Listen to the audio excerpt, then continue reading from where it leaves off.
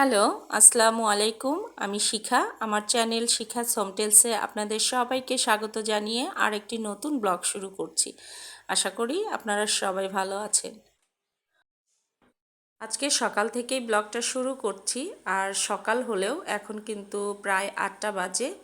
তো আমি সকালের নাস্তা রেডি করতে চলে এসেছি কিচেনে। তো কিছু রুটি ভেজে নেব। গতকাল কাজের লোককে দিয়ে অল্প কিছু রুটি বানিয়ে নিয়েছিলাম, কিন্তু সমস্যা একটাই, ওনাকে দিয়ে রুটি বানিয়ে নিলে সেই রুটি কেন যেন ফুলতে চায় না। অথচ আমি যদি বানাই সেটা টাটকা বানালেও ফোলে, আবার যদি আগের দিনে বানিয়ে রাখি সেটাও কিন্তু পরদিনে যখন ভাজি দেখা যায় পুরোটা ফুলে ওঠে। কি সমস্যা আমি জানি না। নিজে যেহেতু সবসময় রুটি বানাতে পারি না, তাই এই ছোটোখাটো সমস্যাগুলো নিয়ে আর বেশি মাথাও ঘামাই না। যেরকমই হোক, খেতে তো হবে। যখন যেরকম হয় সেই পরিস্থিতির সঙ্গেই আমি নিজেকে মানিয়ে নিই। এটা অভ্যাস হয়ে গেছে। আজকে রুটির সঙ্গে আর অন্য কিছু বানাই নাই। বাসায় কয়েক রকমের মিষ্টি আছে, তো আজকে সকালে মিষ্টি দিয়েই রুটি খাবে সবাই। আমার বাসায় পরিমাণে যদি মিষ্টি বেশি আসে তাহলে খুব মুশকিল হয়ে যায়, কারণ আমার বাসায় মিষ্টি খাওয়ার মতো মানুষের সংখ্যা খুব কম, কারণ সবাই মিষ্টি খুব কম পছন্দ করে। এখানে খাবার জন্য যে মিষ্টিগুলো নিলাম, তো এখান থেকে শুধু সন্দেশ খাবে ওরা দুজন। আর একটা যে মিষ্টি আছে এটা ওরা মুখেও দিবে না ভুলেও, কারণ ওটা বেশ কড়া মিষ্টি। আর সন্দেশটা যেহেতু হালকা মিষ্টি, তো ওটা খাবে। গতকাল যখন মিষ্টি নিয়ে আসে তো আরও দুটো আইটেম ছিল। তো ওগুলো হচ্ছে রসে ডুবানো যে রসগোল্লাগুলো, খুব হালকা মিষ্টির আর খুব সফট ছিল। তো রাতে দেখি ওগুলো খেয়েছে দু মেয়েই, বেশ ভালোই খেয়েছে পরিমাণে। তো ওদেরকে খেতে দিয়ে আমি এখন 1 কাপ চা বানিয়ে নেব আমার জন্য। এখন যে ওয়েদার, একটু পানি ধরলেই পরিমাণে বেশি দেখা যাচ্ছে সমস্যা হচ্ছে। তাছাড়া পানি যতই কম ধরি তারপরেও কিন্তু সমস্যা হচ্ছেই আমার, একটুতেই ঠান্ডা লেগে যাচ্ছে। তো এগুলো নানান কারণেই চেষ্টা করি সকালবেলা অন্তত যখনই হোক 1 কাপ চা মধু দিয়ে খাওয়ার জন্য। আমার শারীরিক সমস্যাগুলো নিয়ে এত বেশি বিরক্ত হয়ে গেছি, এখন আমার আর নিজের অসুস্থতার কথা মুখে আনতেও বিরক্ত লাগে। মানে কি বলবো, মনে হয় না যে আমি কোনো একটা দিন সম্পূর্ণ সুস্থ আছি, যে না আমি সকাল থেকে পরদিন সকাল পর্যন্ত আমি 24টা ঘন্টা একটানা সম্পূর্ণ সুস্থ আছি, এটা আমি বলতেই পারি না। আমার চাটা বানানো হয়ে গেছে, তো এখন একটু স্বস্তিতে বসে চাটা খাবো। আর আমি অফ ক্যামেরায় কিন্তু নাস্তা করে নিয়েছি। আর এই যে ঘুঘুগুলো রোদ পেয়ে একদম নিচে নেমে ওরা শুয়ে পড়েছে। এত শান্ত ওরা, কোনো রকম সারা শব্দই নাই তেমন, মাঝে মাঝে একটু ডাকে। তবু আমাদের দেশি ঘুঘুগুলো যেরকম বেশি সাউন্ড করে, ওরা কিন্তু এত সাউন্ড করে ডাকে না। আর এই ঘুঘুর একটা জিনিস আমি খেয়াল করলাম যে ময়ূরের মতো পেখম খুলে ডাকে। ময়ূর পেখম খুলে নাচে, আর এই ঘুঘুগুলো পেখম খুলে ডাকে। আহ, তবে দেখতে কিন্তু খুব ভালো লাগে। তো আমার এই যে নাস্তা করার পরে যে সামান্য একটু ক্লিন করার ছিল সেগুলো ক্লিন করে নিচ্ছি। এই ক্লিন করার কাজ শেষ হলেই আমার মোটামুটি কিচেনে আর কোনো কাজ নেই। এখন বাসার অন্য রুমগুলোও কিন্তু আমি অফ ক্যামেরায় আজকে গুছিয়ে নিয়েছি, শুধু দুটো বেডরুম বাকি আছে। তো ও দুটো গুছিয়ে নিলেই আমার গুছানোর কাজ শেষ, তারপর চলে যাব দুপুরের রান্নার কাজে। বিকেল থেকে আবার আমার বেশ কিছু ঝামেলার কাজ আছে, কারণ বগুড়ায় যেতে হবে। তো বগুড়ায় যেতে গেলে তো বেশ গোছানোর কাজ আছে, কারণ এখন যে প্রচণ্ড ঠান্ডা পড়েছে, আর মনে হয় 1 সপ্তাহর জন্য যেতে হবে। তো বাচ্চাদের জন্য এই সময় তো খুবই সমস্যা।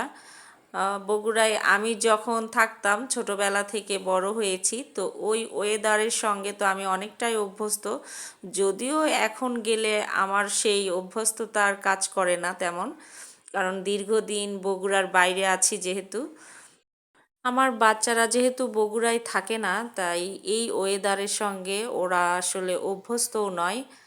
তো ওদেরকে নিয়ে একটু মুশকিলই হয়ে যায় এই শীতের সময়টা। বগুড়ার শীত মানেই তো তীব্র শীত, উত্তরবঙ্গ। তো যাই হোক, ওদের জন্য সেভাবেই সব কিছু নিতে হবে।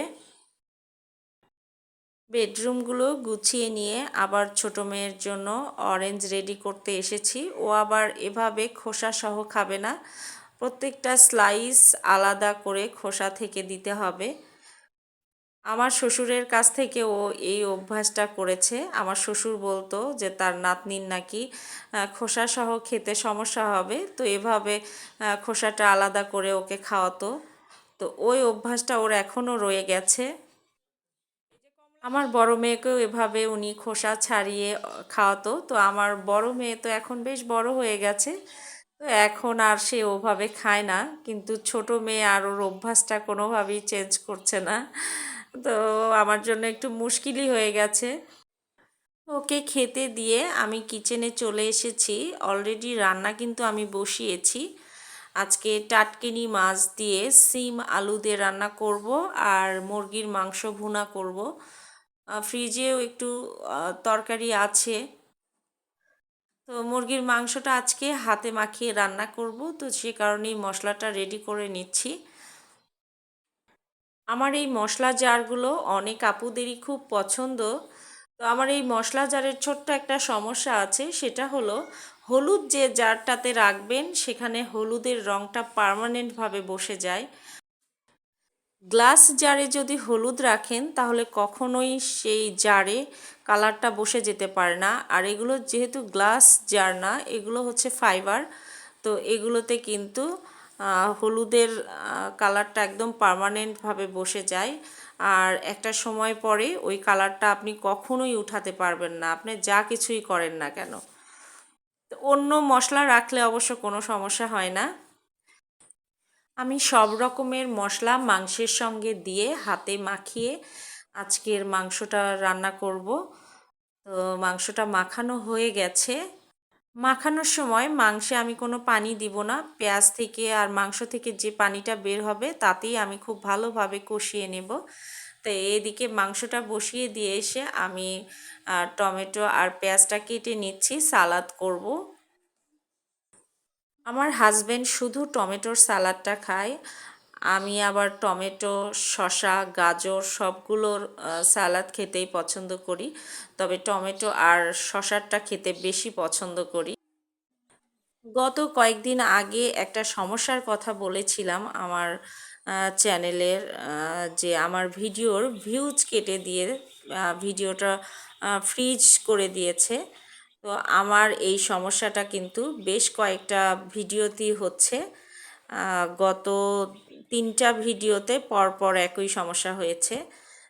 যে এক রিচ হওয়া ভিডিও, সেটা দেখা যাচ্ছে যে ভিউজ হঠাৎ করেই 2-3 বার অনেকগুলো ভিউজ কেটে দিচ্ছে।